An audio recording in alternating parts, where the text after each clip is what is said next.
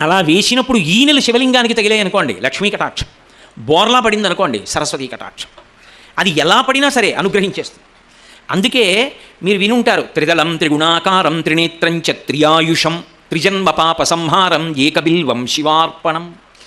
త్రిదళం 3 ఆకులుండి, త్రిదళం త్రిగుణాకారం త్రినేత్రం చ త్రియాయుషం. ఒక్క బిల్వదళాన్ని కానీ ఇలా వేస్తే శివలింగం మీద పడిందనుకోండి, అది త్రియాయుషాన్ని ఇస్తుంది.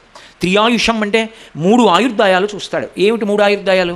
బాల్యము, కౌమారము, యవ్వనము. బాలారిష్టం అని కొంతమంది చిన్నపిల్లలుగా ఉండగానే వెళ్ళిపోతారు. ఆ తర్వాత కొంతమంది ఏదో ప్రమాదవశాత్తు వెళ్ళిపోతుంటారు. కొంతమంది యవ్వనంలో ఏ సముద్రంలో ఈత కొట్టడానికి వెళ్ళో ఎక్కడో ప్రమాదంలో వెళ్ళిపోతుంటారు, లేదా అనారోగ్య కారణాల చేత వెళ్ళిపోతుంటారు. కానీ ఈ 3 ఆయుర్దాయాలు దాటి 4వ ఆయుర్దాయంలో ఉండి 3 ఆయుర్దాయాలు చూడాలంటే, అంటే నేను 3 ఆయుర్దాయాలు చూడాలంటే నేను బాలుడిగా నన్ను నేను తెలుసు, కౌమారం తెలుసు, నా యవ్వనం తెలుసు, ఇప్పుడు నేను ఇందులో ఉన్నాను, వార్ధక్యంలో ఉన్నాను. అంటే వార్ధక్యమునందు ఉండి ఆ వెనక ఉన్న 3 గుర్తున్నాయంటే నేను పరిపూర్ణమైన ఆరోగ్యంతో పూర్ణాయుర్దాయాన్ని పొందాలి, గండకాలం పోవాలి, అపమృత్యు దోషం పోవాలంటే మృత్యుంజయ మహాహోమం చేస్తే ఎంత ఫలితం వస్తుందో ఒక్క మారేడు దళం పడితే అంత ఫలితం వస్తుంది.